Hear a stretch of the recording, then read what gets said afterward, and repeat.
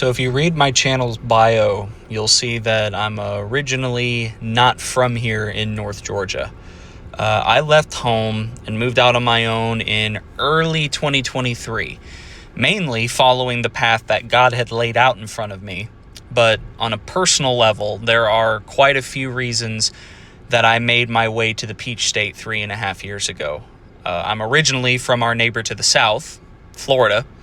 I was born and raised in the suburbs of Orlando and was there for the first 20.5 years of my life. I would have left earlier than I did, but God made it clear when I tried previously that it wasn't time yet. And so there was a bit of heavy patience that I had to endure before finally escaping the falsely advertised Sunshine State. And I wanted to go ahead and share on here the two personal reasons why I thank God for opening the door for me to get out of Florida. Reason number one, trauma. Now, I will preface this by saying that one thing I do really miss from back home is the family and friends that I have down there. I miss all of them like crazy. They didn't cause any of my trauma. They were, in fact, a support system when I needed it most throughout my trauma. But back home is where I experienced majority of the trauma that has negatively affected my mental health the most, starting with my mother abandoning my dad and I when I was only 6 years old, and from that point forward, her and I having a very complicated relationship. I love my mother, but you can't hide facts. And the facts are that after refusing to get the professional help that she needed to battle her mental health struggles brought on by childhood trauma, she became a very selfish, very manipulative, narcissistic, and guilt-tripping person. Every time the divorce came up in conversation between her and I, it was all my dad's fault. And my dad was the whole problem. My dad was the entire reason that their marriage went south, even though he was the one who gave her the childhood that she never had because of her abusive upbringing. And he's the one who went above and beyond for both her and I when I entered the picture, while she just sat at her computer playing World of Warcraft.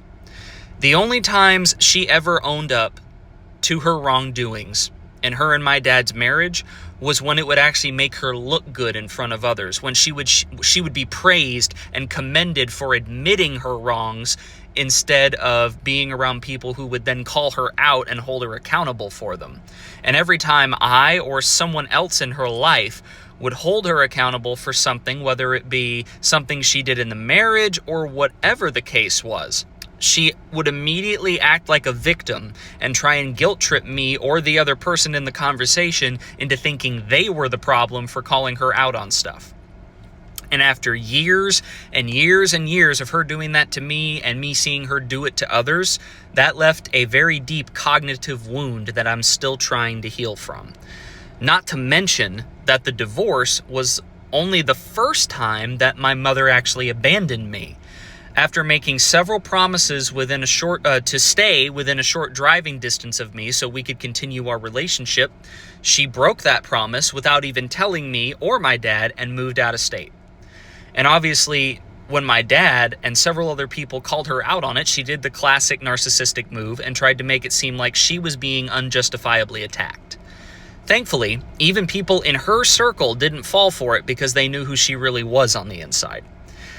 She did the same thing 3 more times during my childhood. She moved back to Florida, promised not to leave again, and then she'd leave again, usually without telling me. The only time I recall her telling me beforehand that she was leaving, other than when the divorce happened, was the last time she left Florida, which would have been about 2018, when she moved back to Arizona to live with my aunt.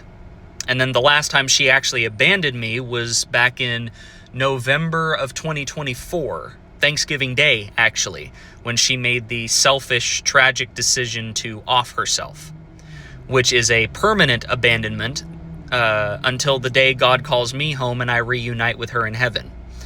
So abandonment and cognitive abuse from my mother is one trauma. The other big trauma is the years that I spent in elementary school, where I was a daily, constant victim of what I would argue is far worse than regular bullying from my childhood tormentor and the administration, who wouldn't do a dang thing about it.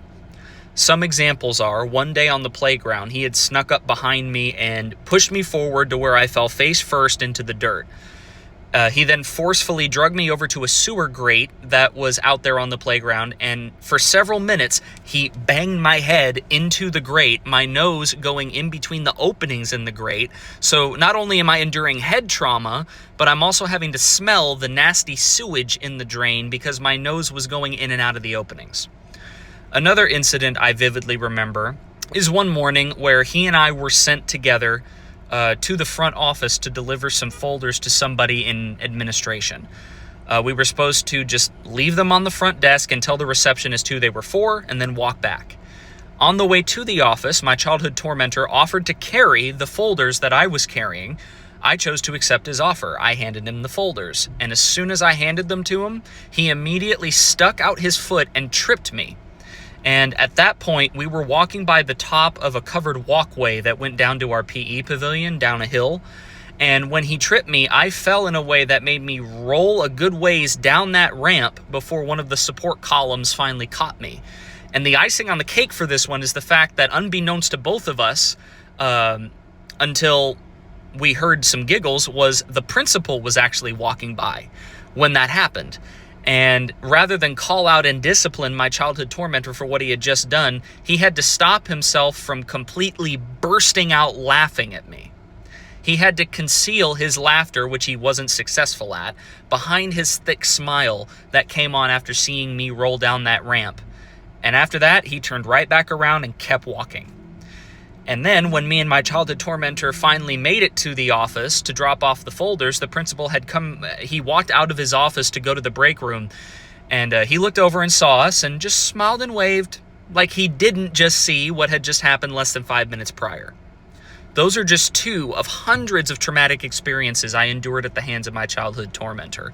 And because of the trauma I endured at his hands and my mother's hands, even in the periods of my life where I put in the work to work through my trauma so it couldn't hold me back, when things started to really turn around for me and I was more happy, I was more productive with my life, I would still, on a daily basis, get dozens and dozens of flashbacks on loop constantly, no matter what I did to try and erase them or forget about them, which was pure cognitive torture that I faced for years. The day I moved to Georgia, all the flashbacks stopped. And the only time they happen now is when I go back home for visits.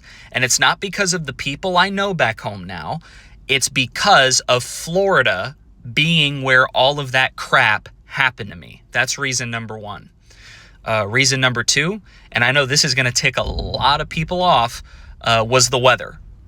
As a native Floridian, I can speak on this with certainty. Florida is very falsely advertised as the Sunshine State. In all honesty, especially in the spring and summer, you only get sunshine maybe 5 to 7 minutes out of the entire day. The rest of the day is nothing but constant heat, rain, hail, hurricanes, and tornadoes. And I could not stand that. As a naturally warm-bodied person, being in the Florida heat, which is more humid than a blue-collar man's armpit, only ever hurt me. And on the days where it was typically cool enough to go outside, I couldn't because there was a severe thunderstorm passing over. Personally, I think they need to make a new slogan for Florida, and it needs to be the state of the Amazon rainforest, because that's literally what it felt like I was living in for 2 straight decades. Not to mention the fact that my grandparents and I nearly died in the Groundhog Day tornado outbreak back in 2007. My grandparents at the time owned a little lake house out on the southern edge of the Ocala National Forest in a town called Paisley. And before they permanently moved to Florida, when my mother left, they would spend the spring and summer up where my dad grew up in northwest Missouri. And then in the fall and winter, they would come down to their lake house in Paisley to escape the Missouri winter. And during one of their visits, I went to spend the weekend with them. I think I was 4 and a half at the time.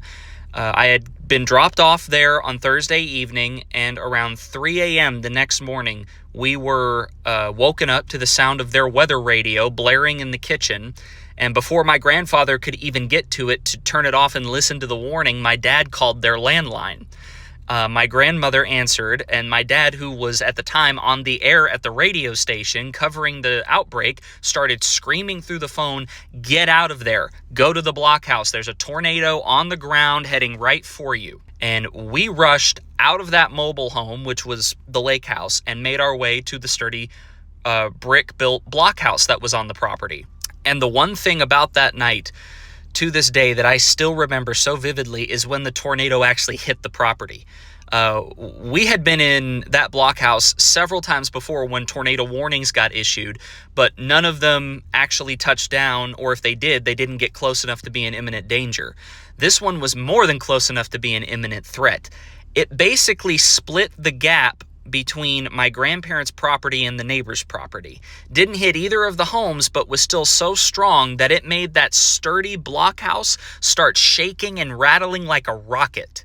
The walls and the floor were shaking uncontrollably. The ceiling, which was an open ceiling, I remember seeing the rafters shaking off pounds upon pounds of dust from all the violent shaking. And the windows even started to warp. I'm still so shocked to this day that they didn't shatter. And it literally sounded like a speeding train was about to just ram the side of the blockhouse. One of the scariest moments of my entire life, even though I was only 4.5, one of the scariest moments, memorable moments of my entire life. Probably the only time also that I ever saw fear on my grandfather's face. Praise Jesus, full on, that monster didn't get 30 to 40 feet closer than it did. 21 people lost their lives that night to the 4 EF3 tornadoes that ripped apart Lake County, Florida. And if that first tornado had gotten just 30 or 40 feet closer to me and my grandparents in that blockhouse, it would have been 24 people. So there's the other reason. Unless you're a weather geek like my dad is, I don't see how you could stand living in severe weather corner for decades on end. So all of that is why I don't live in Florida anymore. I love the people that I still know there, and I don't intend to stop visiting a time or two a year to visit my dad and my friends, but unless God explicitly makes it clear that I'm supposed to move back, I will never reside in the state of Florida ever again.